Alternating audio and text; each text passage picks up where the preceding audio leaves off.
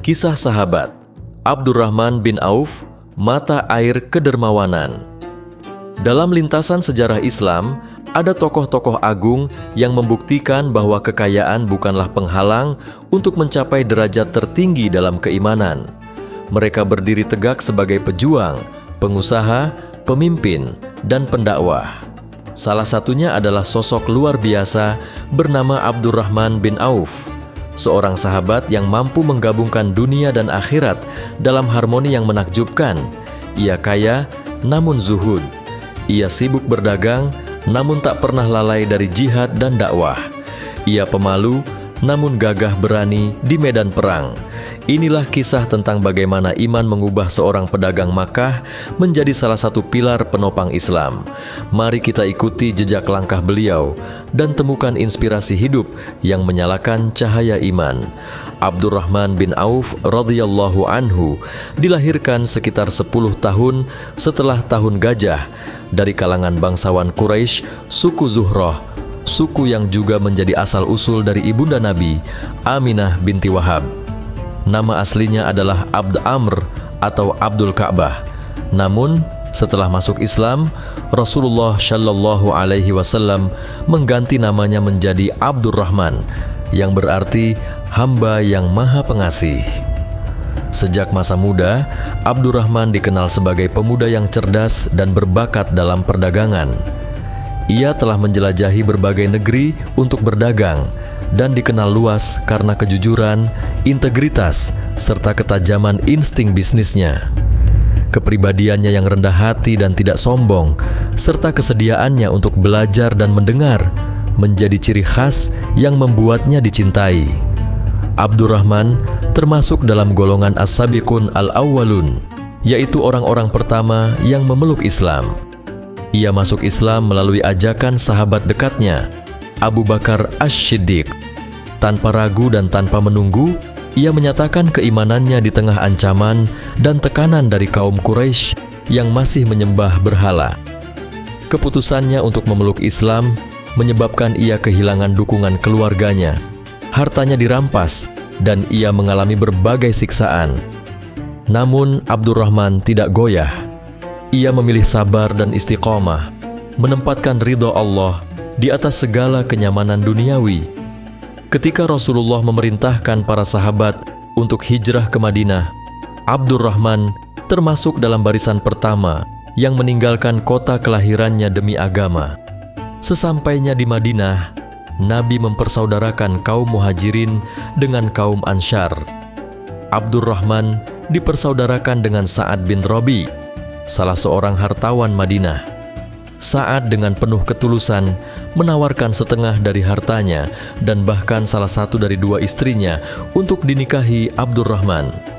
Namun dengan penuh kesantunan dan kehormatan, Abdurrahman menjawab, "Semoga Allah memberkahimu dalam keluargamu dan hartamu. Cukup tunjukkan kepadaku di mana pasar."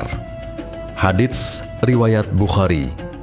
Dengan modal keahlian berdagang dan tawakal kepada Allah, Abdurrahman memulai dari nol dan berhasil membangun kembali kejayaannya. Dalam waktu singkat, ia menjadi salah satu pedagang paling sukses di Madinah. Keberhasilannya dalam bisnis tidak membuatnya lupa diri. Justru sebaliknya, ia menjadikan hartanya sebagai wasilah atau sarana untuk mendekatkan diri kepada Allah. Dalam berbagai kesempatan, Abdurrahman bin Auf menjadi yang terdepan dalam berinfak dan membantu perjuangan Islam. Salah satu kisah yang terkenal adalah ketika ia menyumbangkan karavan dagangnya yang berjumlah 700 unta beserta seluruh muatannya kepada jalan Allah. Karavan tersebut penuh dengan makanan, perbekalan, dan barang dagangan. Bahkan diceritakan bahwa dalam perang Tabuk, Abdurrahman bin Auf menyumbangkan emas seberat 200 uqiyah. Satu uqiyah sendiri memiliki berat sekitar 31,7 gram. Total 200 uqiyah kurang lebih setara dengan 6,3 kilogram emas. Meskipun dikenal sebagai saudagar besar, Abdurrahman bin Auf bukan tipe yang hanya berkontribusi dari balik layar. Ia ikut serta dalam hampir seluruh peperangan bersama Rasulullah Shallallahu Alaihi Wasallam, termasuk Perang Badar, Uhud, Khandaq, dan Tabuk. Dalam Perang Uhud, ia menderita 21 luka, 2 diantaranya luka dalam. Salah satu kakinya juga pincang akibat pukulan musuh. Namun luka-luka itu justru menjadi saksi cintanya kepada Allah dan Rasul-Nya. Ia tidak mundur, bahkan berdiri di barisan depan dalam setiap jihad. Ketika Nabi Muhammad Shallallahu Alaihi Wasallam tidak sempat ikut sholat berjamaah dalam satu kesempatan di Tabuk, beliau menunjuk Abdurrahman untuk menjadi imam.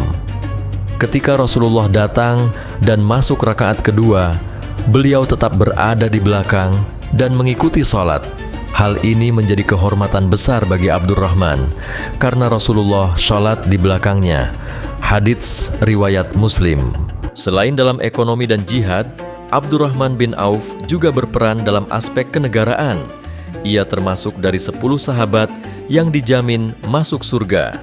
Hadits riwayat At-Tirmidzi.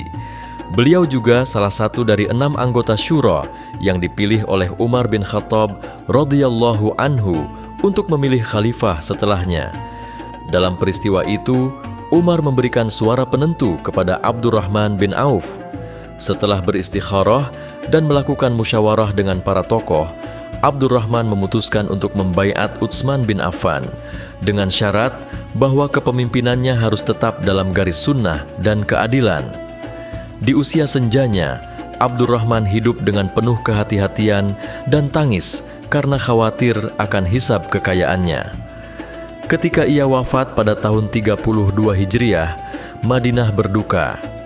Ia dimakamkan di Baqi dan disyalatkan oleh Khalifah Utsman bin Affan. Hartanya diwariskan kepada keluarga dan umat Islam, termasuk pemberian wasiat kepada para pejuang Badar dan pemberian kuda perang untuk jihad fi sabilillah. Warisan itu bukan hanya berupa harta benda, namun nilai keimanan dan keteladanan yang tak ternilai.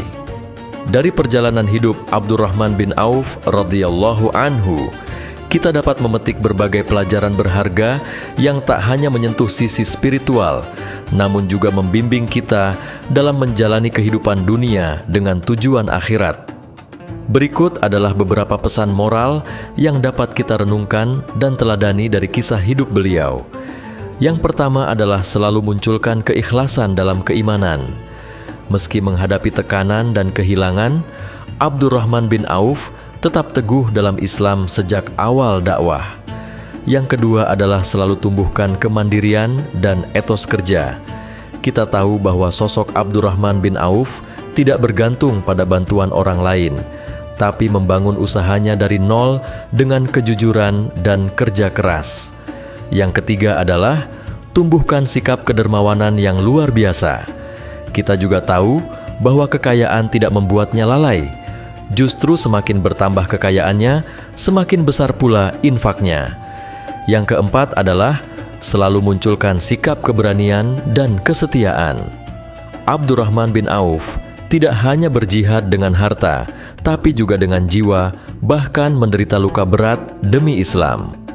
Dan yang terakhir adalah munculkan sikap teladan dalam kepemimpinan. Kita tahu bahwa beliau menjadi contoh dalam musyawarah dan meletakkan maslahat umat di atas kepentingan pribadi. Kisah hidup Abdurrahman bin Auf adalah potret indah bagaimana seorang hamba bisa mencapai puncak dunia dan akhirat tanpa meninggalkan nilai iman.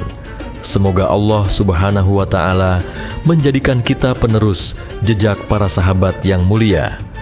Mari kita mulai sejak hari ini untuk terus belajar dari beliau, bekerja dengan jujur, memberi dengan ikhlas, serta hidup dengan tujuan akhirat.